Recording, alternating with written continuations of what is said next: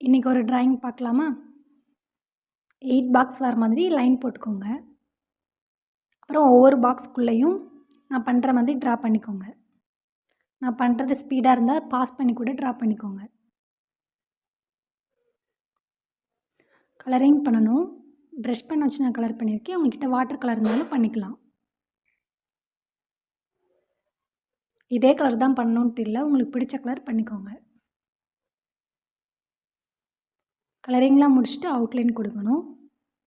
Outline கொடுத்ததுக்கப்புறம் அதுக்குள்ளே குட்டி குட்டி டீட்டெயில்ஸ் கொடுக்கணும்.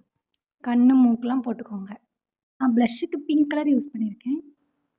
ப்ளஷ்லாம் போட்டிங்கன்னா பார்க்க ரொம்பவே க்யூட்டாக இருக்கும். பார்க்க சிம்பிளாக இருக்கும். ஆனால் அவுட்புட் ரொம்பவே நல்லாயிருக்கும்.